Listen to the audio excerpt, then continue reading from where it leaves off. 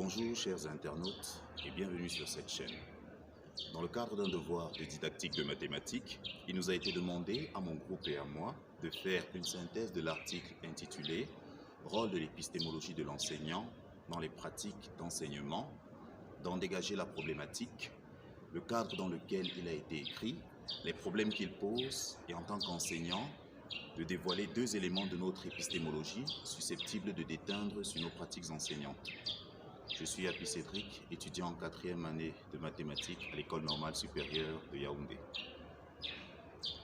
L'article soumis à notre étude est issu des travaux d'un colloque international tenu du 18 au 20 septembre 2008 à l'Université de Bordeaux en France sous le thème « Les didactiques et leur rapport à l'enseignement et à la formation, quel statut épistémologique de leur modèle et de leurs résultats ?» Le dit article traite du rôle de l'épistémologie de l'enseignant dans les pratiques d'enseignement et nous montre la nécessité d'une formation épistémologique de qualité dans la formation des enseignants.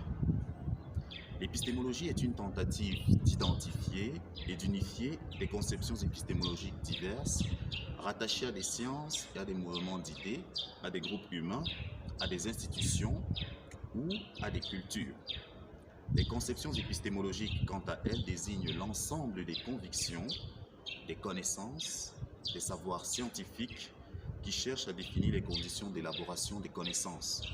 Ainsi, l'épistémologie se rapproche des notions de conviction, de conception, de savoir et de connaissance. Les conceptions épistémologiques agissent négativement sur l'activité de l'apprenant à partir des pratiques d'enseignement qu'elles suggèrent de façon inconsciente à l'enseignant. À travers leurs manifestations, elles ont des effets néfastes dans l'interaction enseignement-apprentissage, tels que l'effet Topaz et l'effet Jourdain. Elles influencent aussi les évaluations. L'épistémologie scolaire, quant à elle, influence l'activité didactique et les programmes. Il existe des éléments de la didactique des mathématiques fortement liés aux conceptions épistémologiques des enseignants. Il s'agit en effet des concepts de situation didactique, de milieu, d'obstacles épistémologiques et de contrats didactiques.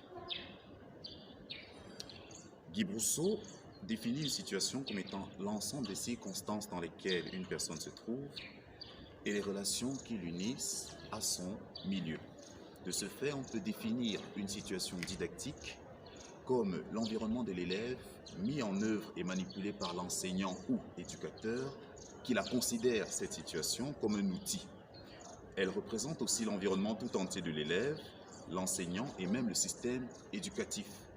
Le milieu joue donc un rôle essentiel dans la situation didactique. Guy Brousseau définit le milieu comme étant tout ce qui agit sur l'apprenant et tout ce sur quoi l'apprenant agit. Le milieu n'est donc plus nécessairement l'environnement scolaire au sens strict du terme.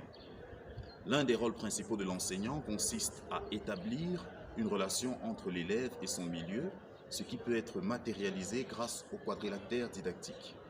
Ce dernier nous présente les interactions entre quatre pôles majeurs, qui sont le savoir, ou savoir savant, le milieu, l'élève et l'enseignant.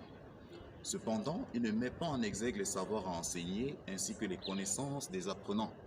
Pour y remédier, Guy Brousseau nous propose l'hexagone didactique qui lui présente les interactions entre le système éducatif, l'étudiant, le savoir scolaire, la connaissance, le contexte et l'enseignant.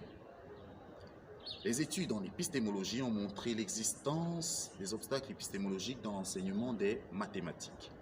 Guy Brousseau définit l'obstacle épistémologique comme étant une connaissance qui donne des résultats corrects ou des avantages appréciables dans un certain domaine, mais qui se révèle fausse ou tout à fait inadaptée dans un domaine nouveau ou plus vaste. Cela suscite l'importance d'une formation rigoureuse des enseignants en épistémologie scientifique. ce qui ne doit pas impliquer une marginalisation de l'épistémologie spontanée des enseignants, déjà présente, et qui est l'ensemble des méthodes naturelles employées par l'enseignant pour construire des pratiques d'enseignement. L'épistémologie de l'enseignant est complexe car l'activité de l'apprenant ne doit pas constituer une simulation de l'activité antérieure. Elle doit plutôt tenir compte de deux contraintes incompatibles, contraintes didactiques et contraintes cognitives qui cependant aboutissent encore à une simulation de l'activité. Le contrat didactique est un engagement entre l'enseignant et ses apprenants qui indique ce que chacun est en droit d'attendre de l'autre. Par sa force et ses implications, influencé par l'épistémologie de l'enseignant, ce contrat didactique a des conséquences non négligeables sur l'apprentissage des mathématiques. En effet, ce contrat contient généralement des clauses implicites telles que la clause des attentes. L'enseignant attend une réponse, il faut donc lui en fournir une. La clause de la constance. On a toujours résolu des exercices d'une certaine manière, il n'y a pas de raison que cela change. La clause de l'exigence de la justification formelle. Il faut toujours faire des calculs pour justifier les réponses données. Toutes ces clauses ont tendance à troubler et même à fausser le raisonnement mathématique des apprenants. Les convictions des enseignants influencent celles des apprenants. Un exemple pertinent est celui des croyances des enseignants sur la notion de segment transmise aux apprenants lors de l'approche du concept. Un segment étant considéré comme une suite de points à coller, ces convictions constituent chez les apprenants une entrave pour les apprentissages futurs tels que la notion de continuité. Tout cela est dû à l'absence d'une réflexion épistémologique sur l'enseignement de ces savoirs et aussi au fait que les enseignants se heurtent aux constructions conceptuelles de ces notions. Un autre exemple poignant est celui que l'on retrouve chez les apprenants au niveau des rapports de comparaison du périmètre et de l'aire des surfaces, conviction également partagée par les enseignants. On se rend compte qu'une multitude d'erreurs sont encore présentes dans les pratiques provenant des convictions des professeurs et font l'objet d'investigations sans découverte de pistes de remédiation. C'est le cas de la notion de fraction. Lors d'une expérience faisant intervenir des enseignants, les premières convictions de ces derniers sur la définition de fraction et les changements de conviction qu'ils ont exprimés par la suite les ont amenés à prendre conscience des erreurs et des insuffisances de leur définition. La formation épistémologique des enseignants est donc un sujet d'une importance capitale en recherche des didactiques des mathématiques. Les résultats pertinents dans ce domaine pourraient faire disparaître le sentiment d'animosité que bien des étudiants ont vis-à-vis des mathématiques. L'épistémologie de l'enseignant influence donc lourdement les processus d'enseignement-apprentissage en interagissant avec tous les éléments du système didactique. La relation entre les concepts épistémologiques de l'enseignant et quelques éléments caractéristiques de la didactique des mathématiques a été mise en évidence, ainsi que le risque de ne pas atteindre les objectifs de la didactique en cas d'absence d'une formation épistémologique de qualité. À l'issue du résumé de cet article, nous pouvons dire que la problématique était la suivante. Comment les conceptions épistémologiques des enseignants influencent-elles les éléments de la didactique des mathématiques? Et en quoi une formation incomplète éloigne-t-elle les enseignants de l'atteinte des objectifs de la didactique des mathématiques? Au vu des problèmes posés dans cet article, nous réalisons que certaines de nos conceptions épistémologiques déteignent sur nos pratiques enseignantes.